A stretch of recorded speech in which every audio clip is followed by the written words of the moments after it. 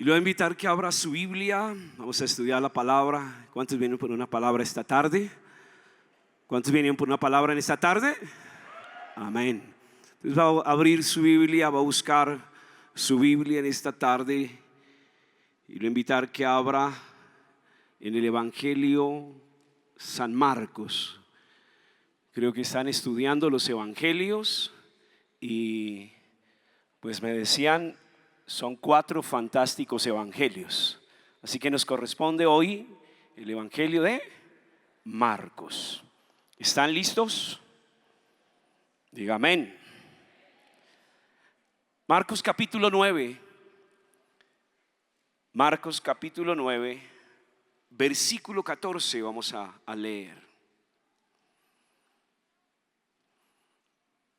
Dice: cuando regresaron a donde estaban los demás discípulos, vieron que los rodeaba una gran multitud y que algunos maestros de la ley religiosa discutían con ellos. Y cuando la multitud vio a Jesús, todos se llenaron de asombro y corrieron a saludarlo. ¿Sobre qué discuten?, preguntó Jesús. Y un hombre de la multitud tomó la palabra y dijo: Maestro, traje a mi hijo para que lo sanaras. Está poseído por un espíritu maligno que no le permite hablar. Y siempre que el espíritu se apodera de él, lo tira violentamente al suelo y él echa espuma por la boca, rechina los dientes y se pone rígido. Así que les pedí a tus discípulos que echaran fuera el espíritu maligno, pero no pudieron. Amén. ¿Cómo les parece ese texto? ¿Si les gusta o no? ¿Cuánto les gusta la acción acá? ¿Cuánto les gustan las películas de acción? A ver. ¿Y el resto qué les gusta? ¿De amor? ¿De rosas? ¿De corazones? ¿O les gustan las novelas? ¿Si les gusta la acción? ¿El suspenso? El Evangelio de Marcos es un evangelio de acción. Dígale a su vecino, dígale de acción. A mí me encanta el suspenso y la acción. Pero cuando usted estudia todo el evangelio de Marcos, va a encontrar una acción espiritual violentísima. Marcos es el escritor de este evangelio, pero él no era uno de los 12. Así que cuando él escribe este evangelio, está observando a la distancia lo que está ocurriendo con Jesús y con sus discípulos. Así que él tiene que escribir toda la acción. El evangelio de Marcos es el que más acción tiene. Y él está expectante de lo que ocurre, de lo que hace el Señor Jesús. Si usted mira todos los anuncios que podían aparecer en las noticias, Marcos los escribe y lo narra de una manera increíble. Y por eso son tantas acciones que uno encuentra allí que yo decía, no sabía de cuál tratar. Pero definitivamente cuando hablamos del evangelio de Marcos, hablamos de una guerra espiritual que libramos continuamente. Así que Marcos no es protagonista en los evangelios, pero usted lo va a encontrar en el libro de Hechos. Cuando el apóstol Pablo hace su primer viaje misionero, allí aparece este discípulo y él lo acompaña en el primer viaje misionero. Tiene una experiencia, tiene un discernimiento y tal vez anónimamente estuvo caminando con el Señor y solo más adelante se dio a conocer. Así que tenemos que tomar unas escenas de acción que él contempló. Y esas escenas que él contempla, él tiene que describir. Comienza con la escena cuando aparece Juan el Bautista con su ministerio, cuando empieza a predicar, cuando empieza a bautizar.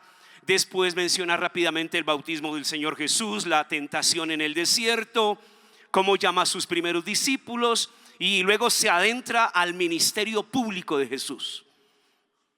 Así que le pone emoción, y cuando él empieza a hablar de Jesús, empieza mostrando cómo él se enfrenta a los demonios. Es lo que más se ve en Marcos, sanando a un leproso, perdonando y sanando a un paralítico cuyos amigos lo bajaron desde el techo de la casa.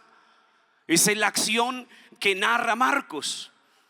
Y luego está hablando como él invita, llama a Mateo, un hombre cobrador de impuestos que tenía mala fama y que tenía amigos de mala influencia, pero Jesús va a la cena con él y sus amigos que no eran de buena procedencia. Jesús está allí y por eso empieza a ser criticado, empieza a ser atacado, porque él está haciendo cosas que otras personas no harían, y estar con gente pecadora, no para contaminarse, sino para llevarles salvación.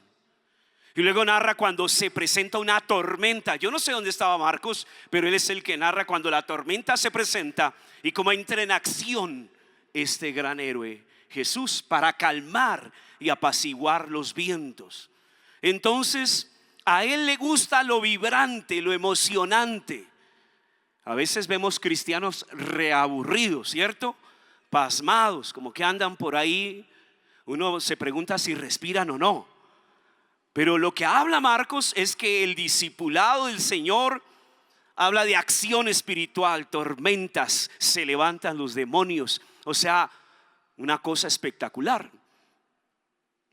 Y tenemos que ver que los discípulos que andaban con el Señor, que estaban envueltos en esa acción, en algún momento de sus vidas iban a pasar a ser partícipes de esta acción espiritual. Si tú estás con el protagonista de esta acción y andas con él, en algún momento vas a tener que ser parte de la acción.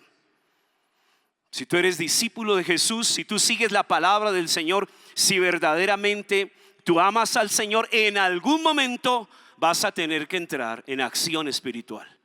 ¿Por qué?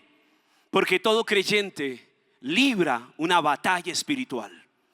Usted, sea cristiano o no lo sea, sea buen cristiano o no lo sea, todos los días se enfrenta a una batalla espiritual, una batalla invisible. A diario enfrentamos poderes de las tinieblas en el mundo espiritual, en el mundo invisible. Y por eso es lo que se presenta allí en el Evangelio de Marcos, cuando viene un examen inesperado. ¿A cuántos les ha tocado llegar a la escuela o a la universidad y les dicen saquen una hoja? ¿Qué piensan ustedes? Uy, no. Y no estudié. Y se me quedó el libro. Y empieza a mirar a ver si hace trampa, si hace copialina, porque usted no lo esperaba. Pues le cuento que aquí iban los apóstoles. No sé si accidentalmente el Señor Jesús no estaba con ellos, pero resulta que estaba todo el equipo de sus discípulos y se presentó la acción. Eso es severo cuando se presenta la acción. Pero imagínese cuando usted no está preparado, o cuando siempre el que atiende la acción es Jesús. Así que se presenta un escenario de acción espiritual y el Señor no estaba. Y era una especie de evaluación espiritual, era una especie de prueba. No era solo intelectual, no era un examen saque y responda 3 preguntas. Era de poner a prueba lo que tú recibes a diario en la iglesia, lo que aprendes en el lugar secreto, lo que aprendes en la Biblia cuando lees semanalmente, y lo tienes que poner a prueba.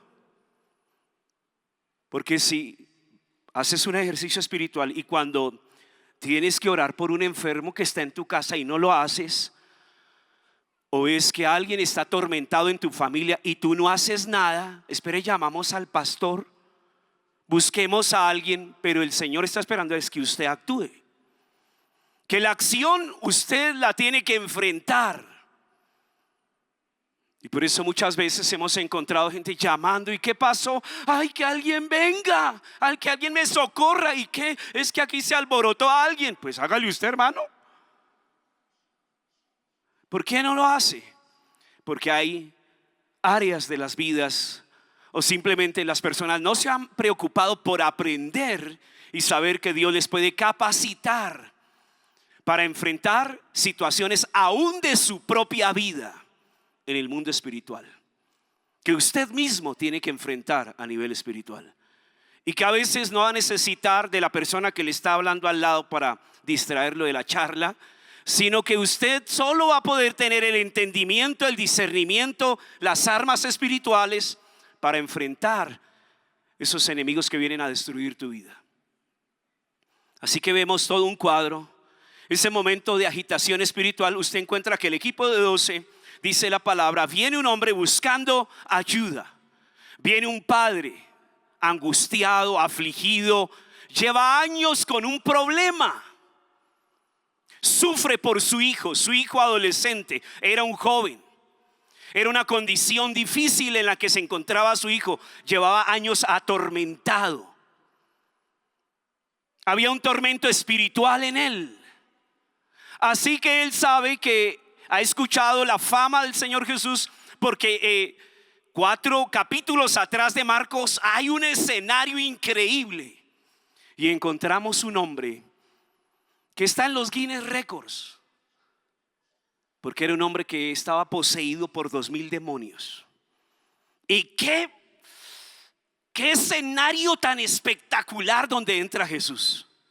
Y los discípulos se dieron cuenta. Toda una ciudad fue sacudida solo por la liberación de ese hombre que estaba viviendo en una cueva, atado, endemoniado por vicios, por pecados. Marcos capítulo 5. 2000 demonios lo tenían. Entonces había una fama increíble, y cualquiera que estuviera endemoniado diría, o cualquier manifestación, no, toca llevárselo a Jesús o a sus discípulos. Así que le llevan el cliente, el joven que llevaba años cautivo en las garras del enemigo. Lo triste de este escenario, cuando usted lee la palabra, dice que se formó un alboroto, porque no falta el chismoso cuando alguien cae al piso, ¿sí o no? ¿Qué pasó? A meter las narices, no hacen nada, pero a mirar a ver qué está pasando. Y se colmó, vino toda la gente, y tal vez los discípulos estaban angustiados mirando a ver cómo ministraban al joven. Porque dice que cuando el espíritu inmundo tomaba al joven, caía al piso, convulsionaba, botaba baba, se ponía rígido y hacía con él lo que le venía en gana. Usted va a ver la condición de un joven, la condición en la cual pueden caer los jóvenes de este tiempo. Y esa es la condición actual de los jóvenes. Cuando el espíritu les toma y el espíritu inmundo hace con ellos lo que quiere. Un pecado, un vicio, una esclavitud de sus pensamientos, la lujuria, la avaricia, la mentira, el engaño, el orgullo, y los toma. No son ellos, sino algo espiritual que gobierna sus vidas. Y necesitan ayuda. Este joven necesitaba ayuda, pero quien más ve usted buscando la ayuda es a ese padre que sufre con ese hijo que está en esa condición, enfermo, luchando. Pero el padre siempre va a buscar la ayuda, la solución en Jesús. Y por eso hay dos cosas que pueden suceder. En este escenario, algunos de nosotros podemos estar en él. La pregunta es, ¿quiénes somos nosotros en este escenario de Marcos? ¿Somos los que miramos? ¿Somos los que intentamos ministrar pero no podemos? ¿O somos los que necesitamos ayuda? Estamos ahí, estirando la pata. En esa historia, en esos personajes, alguno de nosotros somos. Por eso Jesús siempre coloca esos ejemplos. Y la mayoría aquí somos discípulos del Señor Jesús. Quiero escuchar un grito bien fuerte de los discípulos del Señor Jesús. Esos son, ese aullido es de autoridad. Ese grito es el que espanta los poderes de las tinieblas. ¿Y es así o no? Voy a darles una oportunidad más, pero como para que se estremezca cualquier espíritu que esté aquí. ¿Si están listos o no? 1, 2 y 3. Muy bien. Yo me ponía a imaginar, yo me imagino, me monto la película.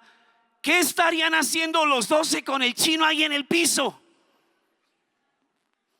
Recordaban, Pedro le decía tal vez a Juan: ¿qué hizo el Señor Jesús con el mal? No, pues él solo habló y entonces se paró como Jesús y empezó a hablarle. Porque hay gente que a veces cree que la unción es por imitar a alguien. Algo otro tal vez le puso la rodilla encima para... Porque a veces las personas piensan que es algo físico. Si le contara todas las historias que yo he tenido que ver en ministraciones, es increíble porque la gente piensa que es algo físico y es algo espiritual. Intentaron una y otra vez, que ya la gente se estaba burlando tal vez de los 12, de los líderes. Hágale, no pudieron, haciéndoles bullying a los pobres 12. Pero no, el resultado de este examen es que no lo pasaron. Y eso pasa hoy a menudo porque la gente va a la célula, viene a la reunión y tal vez reciben, tal vez escuchan una palabra, pero salen igual con sus ataduras para su casa. Porque algunos vienen a la reunión y salen y se echan un porrito. Vienen, escuchan, van a la célula, escuchan la palabra, les parece bacano, pero salen con sus amistades a hablar mal, a vulgarizar, a ver cosas que no corresponden, a tener relaciones ilícitas, a practicar su sexualidad antes del matrimonio, a ser inmorales. Entonces vienen solo por apaciguar la conciencia, pero no son libres porque salen con el mismo pecado con el que vinieron. Y pueden que estén con un discípulo, con un líder que lleva años. Vienen atados, vienen con una necesidad, pero se van igual como vinieron. Van a tu célula, van a tu reunión, pero siguen con la misma atadura, con la misma maldición. Y por eso el padre está desesperado y ellos se sintieron impotentes. Es lo tremendo a veces de sentir la impotencia, pero una impotencia espiritual. Que tú intentas hacer algo, pero la persona sigue igual y a veces peor. Y por eso estos se dieron cuenta de la condición, enfrentan al joven, enfrentan la multitud. Pero hay un enfrentamiento espiritual que es lo que tú y yo debemos entender y ser conscientes. Hay un mundo espiritual más real que usted y yo. Hay un mundo espiritual y el apóstol Pablo lo enseña en Efesios, lo enseña en Corintios, lo enseña en cada una de sus cartas, que nuestra lucha no es contra carne y sangre, sino contra principados, potestades, huestes espirituales de maldad en las regiones celestes. Y hay espíritus territoriales, hay espíritus familiares, hay espíritus que gobiernan una familia. Familias que ayer atendí un caso y querer ser libres y tratar de salvar 2 niños, pero la estela, el historial de toda su familia han sido ladrones todas las generaciones. Y viven de eso. Esa es su cultura, es su mentalidad, es la manera de hablar. En eso se desarrollan, en eso se desenvuelven. No tienen otra manera de pensar. Maldición tras maldición. Es un demonio que ha visitado esa familia y ha controlado esa familia como por 3 generaciones. Entonces usted encuentra generaciones de familias en drogadicción, en hurto, en engaño, en corrupción, en mentira. Y va de familia en familia, en enfermedad. Y esa es la condición. Uno encuentra jóvenes en esa necesidad, luchando con cosas que no se pueden librar a sí mismos ellos. A veces los papás les buscan un psicólogo, o lo llevan al brujo, lo llevan al adivino, le hacen el riego a ver si lo liberan. Y no pueden hacer absolutamente nada porque tú no te puedes liberar a ti mismo. Este joven no había podido ser libre a sí mismo. Ni el padre pudo, ni los discípulos pudieron. Y por eso se presenta de repente, hace el ingreso el superhéroe y el superpoder. ¿Y cuántos le dan un aplauso a cuando ese poder se hace manifiesto? Y es el poder del Señor. Eso es increíble cuando el Señor se manifiesta. No somos nosotros, sino cuando la presencia de Dios, la presencia del Espíritu Santo se manifiesta y tú puedes ver una vida libre. Yo las he visto por años y vidas totalmente atadas, que trataron, que los metieron en tratamientos, pero lucharon, miraron, y de repente Dios trajo liberación, libertó a esa persona y hoy es una nueva criatura. Y por eso se presenta el Señor con un superpoder y solo fueron suficientes unas preguntas. Dice, pero ¿qué está pasando aquí? ¿Cuál es el alboroto? Y el padre se manifiesta, yo venía con mi hijo y ha pasado esto, tiene esta necesidad, se lo traje a tus discípulos y no pudieron. No, imagínense cómo se siente como líder. Uy, no. Ahora la moda es que los discípulos le traen todos los chicharrones al líder, hasta para dar consejería. Pero cada persona, cada creyente tiene que tener esa capacidad, tiene el poder. Dios le ha dado el poder a todos sus hijos. Amén. Nos ha dado el poder ¿a quiénes? Dígalo bien fuerte. ¿A quiénes? A todos, todos. Dice, y recibiréis poder. Todo creyente tiene ese poder. No es solo para algunos. Aquí el examen es que los discípulos todavía no lo habían entendido y el Señor preguntó y dice, pues tráiganlo. Y dice la palabra, y se lo trajeron, y cuando el Espíritu vio a Jesús, sacudió con violencia al muchacho, quien cayó en tierra, se revolcaba echando espumarajos. Y Jesús preguntó al padre, ¿cuánto tiempo hace que le sucede esto? Y el padre le dijo, desde niño. ¿Desde cuándo? Imagínense pasar una niñez, adolescencia y juventud, que cuando quiere el espíritu inmundo lo sacude, lo revuelca y hace con él lo que quiere. Y que el que conoce al Señor sabe que tiene la autoridad y el poder para traer liberación a esa vida. No, le dijo el padre, es increíble. Y Jesús preguntó, dice, y muchas veces le echa al fuego, al agua, para matarle. Pero si puedes hacer algo, ten misericordia de nosotros y ayúdanos.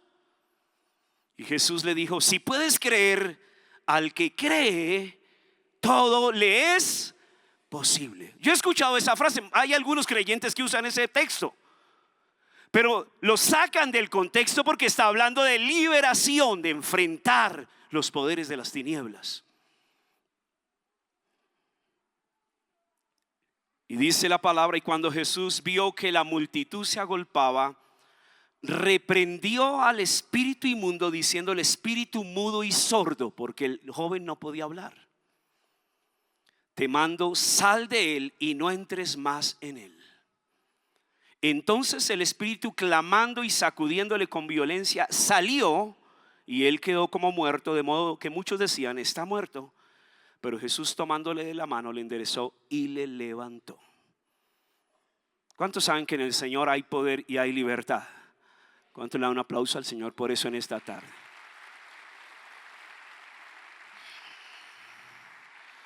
Lo que usted y yo vemos ahí en la palabra de Dios es un taller de liberación normal, un taller básico de liberación, una lección básica de parte del Señor Jesús, de que alguien vino necesitado, tenía una aflicción desde su niñez, necesitaba ayuda, y pues los líderes debían brindar esa ayuda.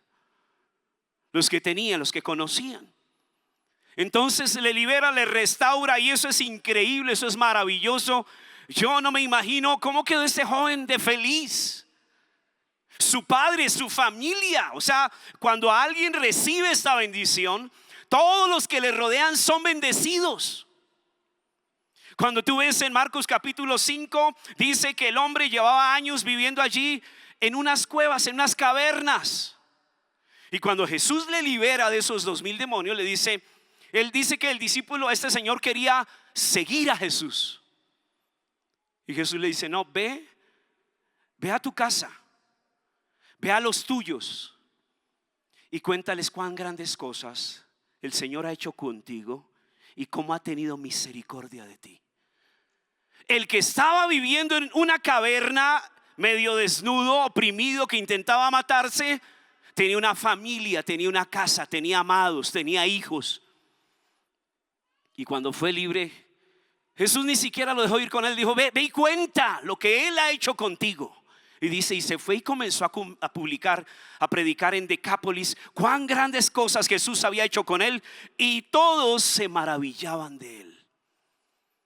Porque eso es lo que pasa cuando hay personas que reciben libertad, liberación, que llevan años con algo y no se acostumbran ya en ese estado espiritual, en esas ataduras espirituales, sino que experimentan la liberación, porque Dios usa a alguien para traer liberación a su vida, y viene una bendición a los que le rodean. La familia dice: qué bendición. Sus padres dicen: gloria a Dios por eso. Todos los que le rodean, al que es libre, no solo el que es libre es beneficiado, sino todos los que le rodean dan testimonio del poder de Dios. Y no están diciendo: no, a la iglesia hijo llega peor. No, no. Yo una vez llamé, hace muchos años, no es reciente, muchos. Yo llamé a una discípula, necesitaba algo así urgente, y la familia no era creyente, solo algunos. Y yo llamé en la mañana porque necesitaba algo, y me contestó, creo que era su mamá, y me hablaba así como susurrando: aló. Sí, yo, es tan amable, me comunica con tal persona. Es que está orando. ¿Está orando? Sí, está haciendo el devocional. Pues no, dile nomás que es el pastor Daniel, y ya, nada más, todo bien, que se baje del heaven y todo bien. No, porque es que si uno la interrumpe, eso sale y se desencaja. Y yo, wow. La familia le tenía miedo cuando entraba a orar. Salía transformada. Yo no sé qué se le manifestaba, gritaba, que le tenían terror. No le van a tocar porque está orando, y salía. Déjenla quieta. Quiero decirle, yo no convencí a la mamá que fuera a golpear. Imagínense el carácter de esta mujer, y orando, ¿no? Menos mal oraba. Tenía intimidad a la familia, pero oraba. Yo, Dios mío, tremendo carácter, porque entra a orar y sale igual y sale peor. La gente dice: no, pues menos mal va a la iglesia. Los discípulos quedaron frustrados, los discípulos quedaron un poquito. ¿Cómo usted se sentiría que le dijeran: ay, no pudo? ¿Ah? No, los manes iban bien achantados y ahí caminando. ¿Y ahora qué nos va a decir el Señor? Vino, qué embarra, vino. Qué oso, la próxima reunión de 12. Ay. El caso es que en el mismo momento el Señor los atendió y les reprendió. Algunos piensan que el Señor Jesús formaba a la gente de una manera tibia, de una manera tímida. Ay, es que mi líder me habló duro. Y se imaginan que Jesús a toda hora: discípulos. Vaya y mire el evangelio, vaya y mire lo que el Señor les dice a estos discípulos. No fue con agüitas tibias. Dice, se lo voy a leer para que no digan que yo estoy inventando. Dice la palabra: y respondió y les dijo: oh generación incrédula. Yo no me imagino al Señor diciendo: oh generación incrédula.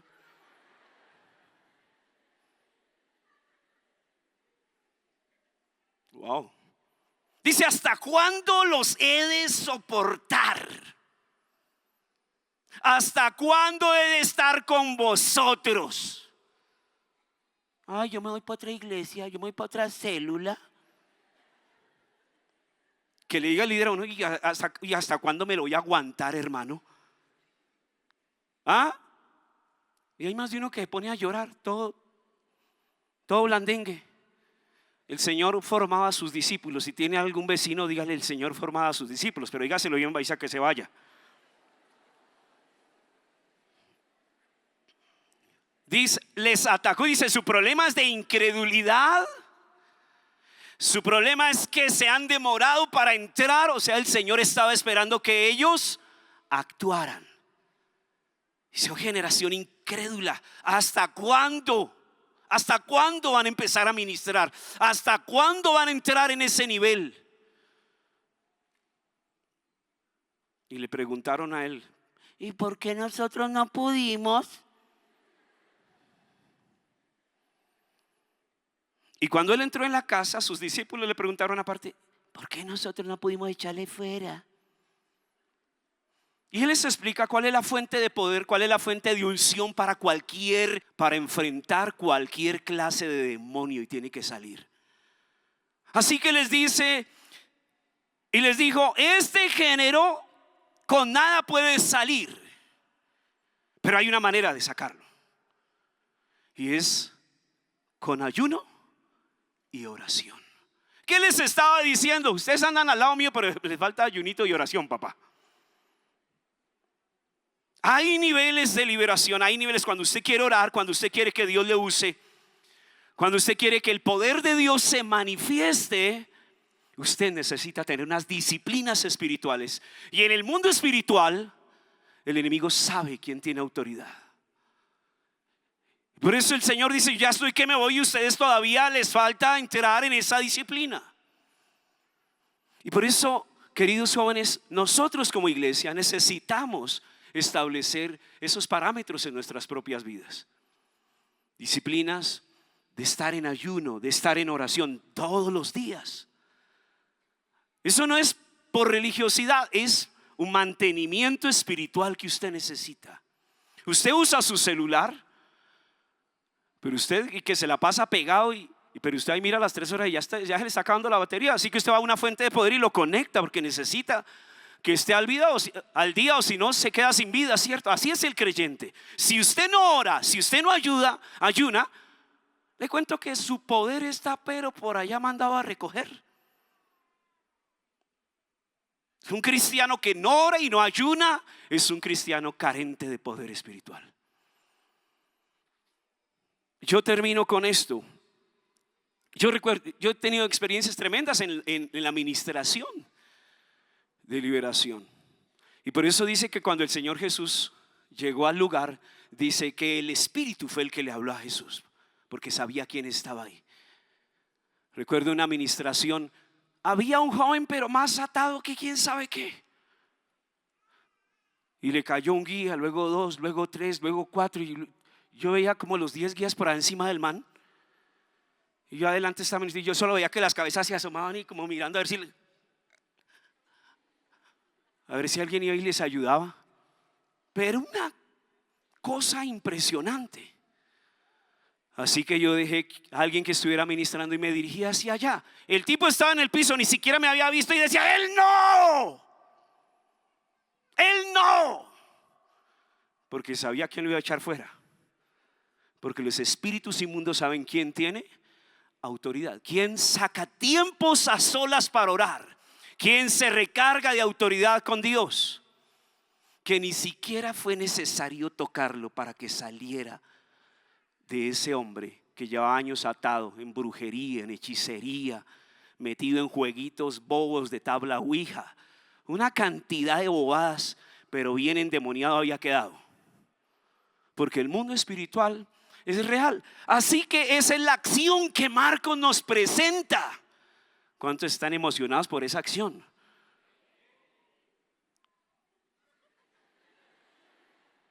A mí me dijeron que esto estaba bueno, esta reunión, pero con ese amén me deja preocupado. ¿Cuánto les gusta la acción? Dios nos está llamando a la acción, ¿sí o no? Hay que entrar a ministrar, ¿sí o no? Algunos sí. No, eso es emocionante cuando Dios lo empieza a usar. A mí me pasó en mi primera célula por allá en Venecia.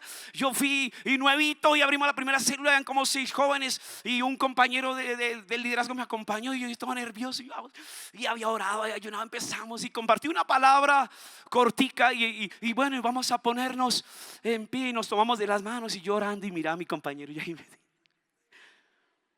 y cayó la presencia de Dios, y 2 jóvenes cayeron al piso, y en la casa de mi amigo, y empezaron a ir al piso. Y yo: ¿y qué hacemos ahora, ma? Y nos fuimos a la habitación de él. ¿Y esto cómo se hace? Pues yo no sé, pues oremos por Haití, hagámosle. Y ahí empezó. Primera célula en acción. ¿Cómo les parece?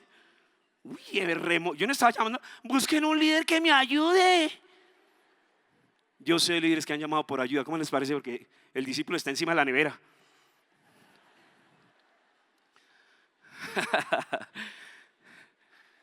Por eso necesitamos poder y autoridad. Y dígale que está a su lado, vamos a entrar en acción. Colóquese en pie y dele el mejor aplauso al Señor y vamos a orar en esta tarde.